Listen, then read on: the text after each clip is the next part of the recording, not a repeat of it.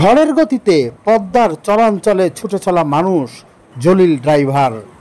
দর্শক, আজকে আমরা কথা বলবো জলিল ড্রাইভারের সাথে, জানার চেষ্টা করব পদ্মার চরাঞ্চলে দুরন্ত গতিতে তার ছুটে চলার সুখ দুঃখের কাহিনী। দর্শক, আমরা রয়েছি চরে এবং শালিপুর চর থেকে আমরা এখন ফিরে যাব ঘাটের দিকে।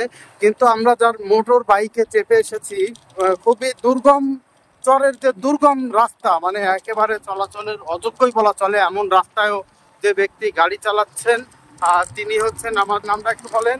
আমার নাম শেখ জলিল। শেখ জলিল ভাই। শেখ জলিল ভাই খুবই ভালো দক্ষ একজন চালক। তিনি আমাদেরকে উঁচু নিচু বাঁকা বালুময় এবং মানে বলা যায় যে এক কথায় যে মানে চলাচল করা খুবই দুরূহ ব্যাপার এমন সব সড়ক দিয়ে তিনি কিন্তু আমাদেরকে নিয়ে চলেছেন। কোনো জায়গায় তিনি থামছেন না, কোনো জায়গায় নামতেও দিচ্ছেন না। তার এই পথ চলাটা, তার আমাদেরকে সাথে নিয়ে তার এই পথ চলাটা খুবই মানে অ্যাডভেঞ্চার বলা যায়। দর্শক, আমরা একটু শোনার চেষ্টা করব জলিল ভাইয়ের কাছ থেকে, সেই সুদক্ষ চালকের কাছ থেকে, যে এই সড়কে গাড়ি চালাতে তার আসলে কোনো ধরনের প্রতিবন্ধকতা হয় কিনা, বা সে আসলে এই যে দক্ষতার সাথে গাড়ি চালান সেটি কিভাবে সম্ভব। আমরা ভাই অনেক দিন ধরেই গাড়ি চালাই, তারপরও এই চর এলাকা তো মেঘ বৃষ্টি ঝড় তুফান দিয়ে খুব আমরা অনেক কষ্টের ভিত্তিতে গাড়ি চালাই। তাই এখন হলো ভাড়া গাড়ি, আমরা গরিব মানুষ তো ভাই, ভাড়া গাড়ি আমাকে চালাইতে হয়। আবার ওপার কোনো কিছু মানুষ অতিরিক্ত দ্রুত পথ আসে, তাকে আমাকে কাঠমার থেকে আনতে হয়, আত্মীয় স্বজনের বাড়িতে বেড়া তাকে আনতে হয়। এইভাবে আমরা খুব কষ্টের পর জীবন করি। কিন্তু কি সবার জন্য আমাকে চলাফেরার জন্য, যারা চলাফেরা করে তাদের জন্য ভালো। আমরা যারা গাড়ি টাড়ি চালাই, মোটরসাইকেল বাইক চালাই, বা তাদের জন্য সুযোগ সুবিধা। হ্যাঁ, কিন্তু এই যে আমরা যেভাবে মেঘ বৃষ্টির ভিতরে যেভাবে গাড়ি চালাই, এভাবে খুব কষ্ট আমাকেও। আমরা এখন যে সড়কটিতে আছি এখানে দেখছি যে ইটের রাস্তা, মানে ইট বেছানো আছে। তো অনেক জায়গায় তো রয়েছে যে জায়গাগুলো কাঁচা এখনো, তো সেই জায়গাগুলোতে বর্ষার সময় কি পরিস্থিতি? পদের মানে অনেক বৃষ্টি কেদা নামলে পরে মনে করে যে গিরে সমান চাক্কা টুকা সহ গাইরে যায়। কিন্তু মানুষের বোঝা বেড়া নিয়ে, হ্যাঁ, আত্মীয় স্বজনের বাড়ি বেড়াইতে এলে অনেক কিছু নিয়ে তারা বেড়াইতে আসে। তার নাতি পুতি, তার মেয়ে জামাই দেখতে দেখতে আইলি পরে অনেক কিছু নিয়ে আসে। কিন্তু দেখা গেছে তারা আইলি পরে খুব কষ্ট থাকুক, হাতেও পারে না, মাথায় পারে না, হ্যাঁ, পিছলে খাইয়ে পড়ে যায়। আবার আমরা যারা বাইক চালাই তাকেও যেন খুব অসুবিধা হয়ে যায়। এই আমরা যখন গাড়িটা ধরতে যাই, কিন্তু আমরা ওই কেদার জ্বালায় গাড়ি শান্তি পাই, মার্কেট মার্কেট পিছনে সাল দাম হয়ে যায়।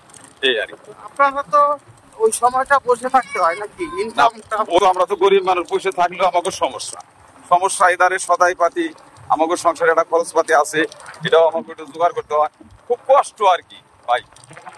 এই জন্য সেই কষ্টটা লাঘবের জন্য আসলে কি করা দরকার? এই রোড ঘাটটা আমাকে সরকারের কাছে আমরা একটু অনুরোধ করে জানাই যে রাস্তাঘাটটা সবসময় একটু ভালো করে দিলে পরে আমাকে জেনে যারা চলাফেরা করি তাকে জন্য একটু চলতে পারি আমরা। রাস্তাঘাট, স্কুলে যে ছাত্ররা স্কুলে যায়, এগো খুব পরিশ্রম, খুব কষ্ট।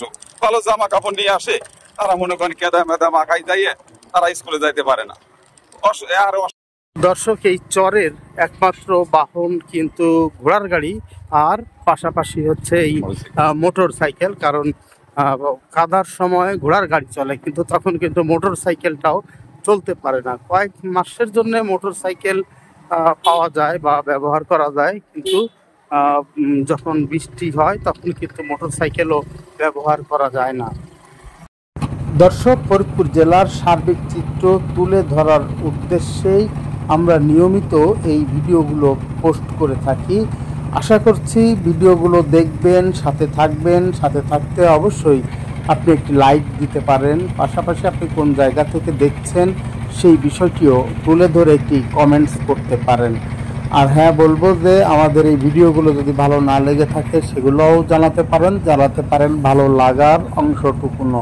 আপনাদের পরামর্শ নিয়ে ভিডিওগুলো সাজাতে চাই এবং আগামী দিনে আমরা মনে করি যে আপনারা আমাদেরকে কমেন্ট এবং লাইকের মাধ্যমে আমাদের পাশে থাকবেন এবং আমাদেরকে উৎসাহিত করবেন। ভালো থাকবেন, সুস্থ থাকবেন।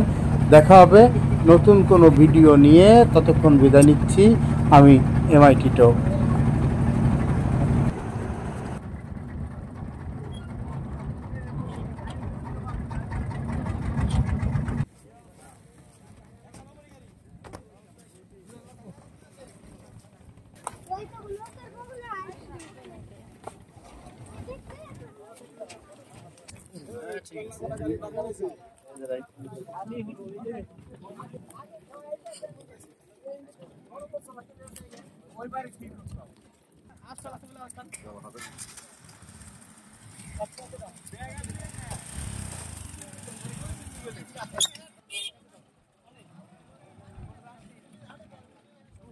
বাকি কোথায়?